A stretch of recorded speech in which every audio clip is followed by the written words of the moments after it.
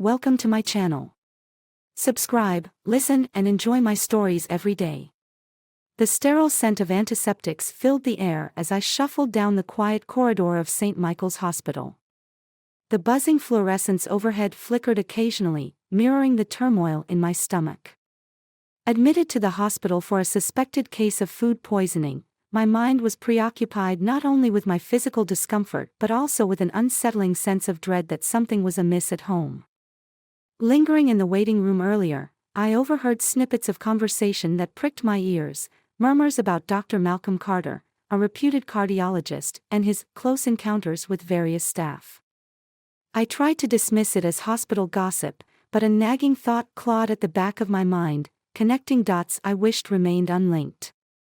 I had intended to return to my room after a short walk to help settle my roiling stomach, but a wrong turn led me to an unexpectedly ajar door marked morgue. What I witnessed through the crack seized my heart with an icy grip. There, in the dimly lit morgue, was my wife, Clara. Her blouse hung loosely, her hair a tousled mess, as she sat on a couch that, just moments before, must have held bodies none warmer than the room's chilled silence. Beside her, Dr. Carter, his back to the door, was far too attentive to her laughter which echoed bizarrely among the steel drawers. I watched, frozen, as he leaned in to whisper something that made her throw her head back in laughter, too loud, too intimate. The sight shattered the remnants of trust one had clung to since the suspicions first began.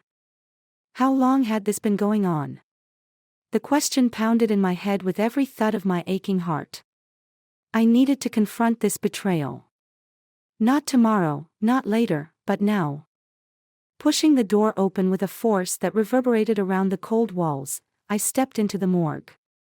Their heads whipped towards me, eyes wide, caught. The room spun slightly, my body weak from both poison and shock. "James, it's not what it looks like." Clara stammered, scrambling to her feet, her voice a mix of surprise and fear. "Not what it looks like."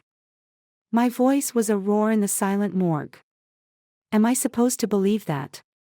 Here. With him. Dr. Carter stood up, adjusting his lab coat in a vain attempt to restore some semblance of professionalism. "James, I think you should calm down, Anne." "Calm down." I interrupted, fury threading through every word. "My wife, my trust, and you tell me to calm down." I turned to Clara, who was now fully standing, her face pale and her eyes filled with tears. "How could you, Clara? After everything?" She reached out, but I recoiled. "Don't. Just, don't." My voice broke, the pain overtaking the anger. In that moment, amidst the shadows and echoes of the morgue, my decision crystallized. I would not live shackled to betrayal. "I want a divorce," I declared, the words tasting bitter but necessary. Clara sobbed, covering her face with her hands, while Dr. Carter looked on, helpless. There was nothing more to be said. I turned and left them there, the echo of my steps a lonely sound in the quiet corridor. This was the end of our paths together. Betrayed and broken, I walked away to rebuild from what was left, a man poisoned not just in body, but in heart. The road to recovery would be long and solitary, but it began with this bitter step forward. The rest of the story, the part where I rise from this dark place, was yet to be written. The early morning sun casts a harsh glare through the blinds of my apartment, a stark contrast to the darkness that has settled over my life since the night at the morgue. Sleep eludes me now. Each time I close my eyes, the image of Clara and Dr. Carter replays like a broken film reel. Today, however, I resolve not to let the shadows of betrayal dictate my steps. I amble into the bustling heart of the city, the cacophony of morning traffic a welcome distraction from the silence of my apartment. My phone vibrates incessantly in my pocket, calls from Clara, which I've diligently ignored. It's not just heartbreak that gnaws at me, but a burning need for retribution. How I'll achieve it, I'm still piecing together. As I pass by a familiar cafe, a hand on my shoulder stops me. I turn to find my old friend, Marcus, his concern etched deeply on his face. "James, man, you look like hell," Marcus says, steering me into the cafe. Over coffee, I unfold the tale, the words tasting sour with each recount. Marcus listens, his brows knitted in anger. "This is messed up, James. But revenge? Is that really the path you want to tread?" "I don't know what else to do," I admit, stirring my coffee listlessly. "That's because you're not thinking clearly. You need something constructive, not destructive. What about exposing him? If he's done this with Clara, who knows how many others there are? His career should face the consequences." His words strike a chord. Marcus always had a way of steering me away from the edge. And how would I even start something like that? "Leave that to me," Marcus says with a determined look. "I have a few contacts in the media. We can get a reporter to look into it." Grateful, I nod, feeling the first spark of a plan ignite.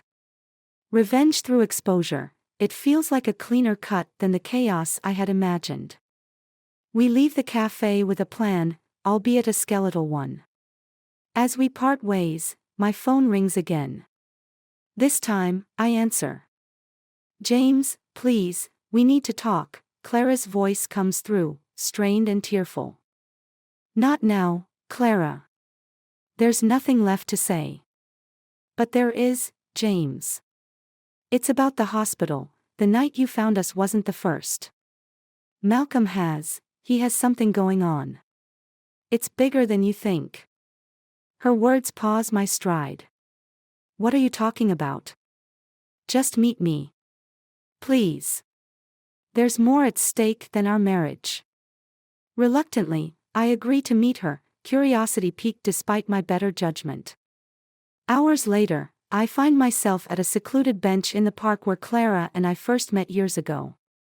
She's already there, looking small and remorseful. "Start talking," I demand without preamble. She takes a deep breath, her eyes meeting mine with a seriousness that tightens my chest. "Malcolm is involved in something illegal. I stumbled upon it by accident. It's not just infidelity, James. It's much darker. He's using his position to cover up medical malpractices, even influencing autopsy reports to hide it." The revelation hits me like a punch to the gut. The intrigue deepens, and my plan of revenge now morphs into something larger, a quest for justice not just for a broken heart but possibly for lives endangered by a man who swore to protect them. The park around us is quiet, the usual laughter of children replaced by the distant sound of traffic. Clara's revelation hangs heavy in the air, wrapping the afternoon in a palpable tension. "How did you find out?" I ask, my voice low, struggling to align this new angle with the woman I thought I knew. Clara shifts uncomfortably on the bench, her hands fidgeting with the edge of her coat. "I saw emails on Malcolm's laptop one night when he left it open in our living room. It wasn't just medical records. There were messages from people I think are involved, discussing how to alter reports, how to keep things quiet. And you said nothing." My tone edges with accusation, but also curiosity, my mind racing with the implications of her words. "I was scared, James. Scared of what he might do if he found out I knew. Scared of losing everything. But seeing you that night, realizing what I've done to us." She trails off, tears glistening in her eyes. A part of me wants to reach out, to comfort her, but the larger part, the part wounded and betrayed, holds back. "We need to take this to the police, Clara.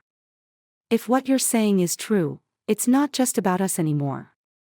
Clara nods, wiping her eyes. "I know. I have copies of everything, emails, documents. I wanted to give them to you." "Why me?" I ask, confusion threading through my anger. "Because I trust you to do the right thing, even now, after everything," she says softly. I consider her words, the weight of the responsibility she's placing in my hands. "Okay," I finally say. We'll go to the police. Together. The drive to the station is tense, each of us lost in our own thoughts. I glance at Clara occasionally, seeing her in a new light. She's not just the woman who betrayed me, she's now my reluctant partner in a fight against a greater evil. At the station, we're ushered into a stark room where Detective Laura Simmons listens intently to our story. She's a stern woman with sharp eyes that miss nothing. "This is serious," Detective Simmons says after we've explained everything. "We'll need to verify these documents, and if what you've told me checks out, we'll start an investigation immediately." Clara hands over a USB drive, her hand shaking slightly. Everything's there. Emails, internal memos, even some voice recordings. Detective Simmons nods, her expression grave. "We'll need to keep this quiet until we're sure of what we're dealing with. Can I count on your discretion?"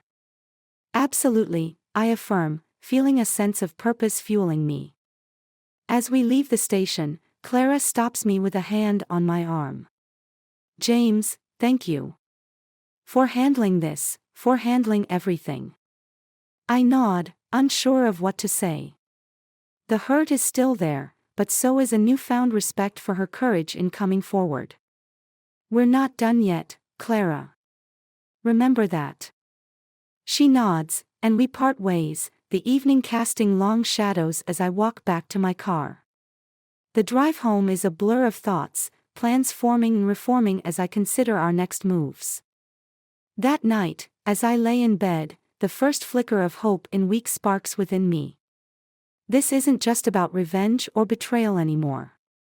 It's about justice, about righting wrongs that go far beyond a broken marriage.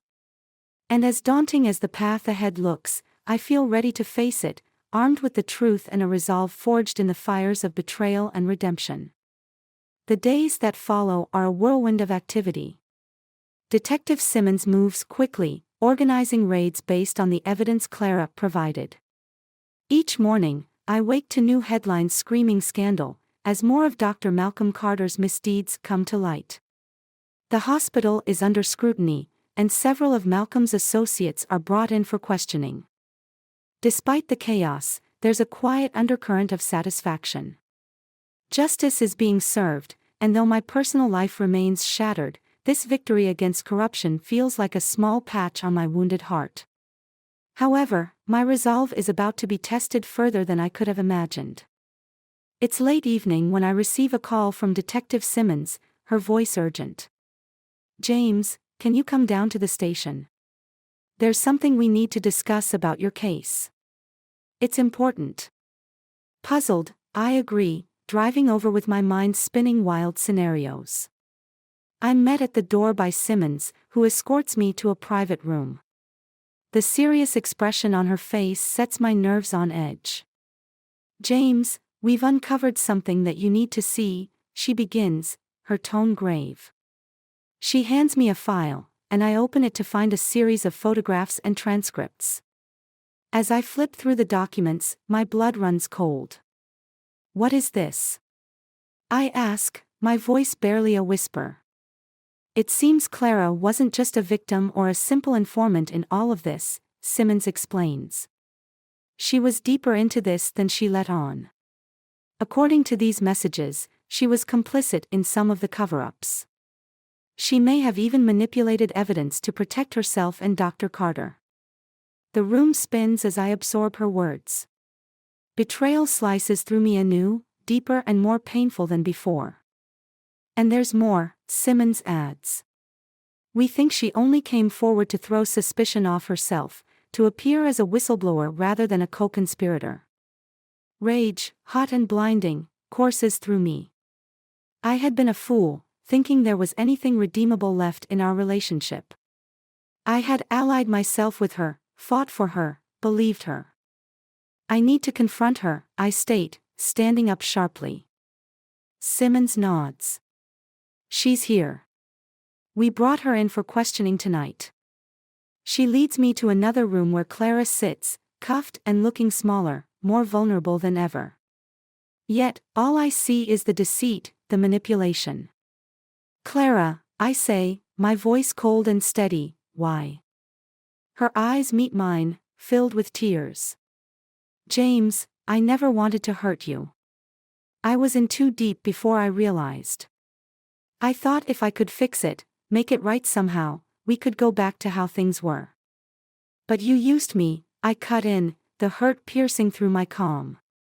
"You played me, just like you played everyone else." "I'm sorry," she whispers. "I truly am." I look at her, the woman I once loved, now just a stranger, a criminal. "I can never forgive you for this, Clara. You chose this path. You chose Malcolm over me, over the truth, over decency. We're done here." Turning on my heel, I leave the room without a backward glance, ignoring her sobs. As I exit the police station, the cold night air feels like a balm. The city lights blur before my eyes, and I realize that this chapter of my life is closed, forever. There will be no reconciliation, no forgiveness. Only the harsh lesson of trust betrayed and the resolve to never let my heart be misled again. As I walk away, the weight of the past weeks begins to lift. I'm free from the lies, the deceit, and most of all, I'm free from the poison that had seeped into my life. Now, it's just me, my integrity, and a future I will rebuild on my own terms.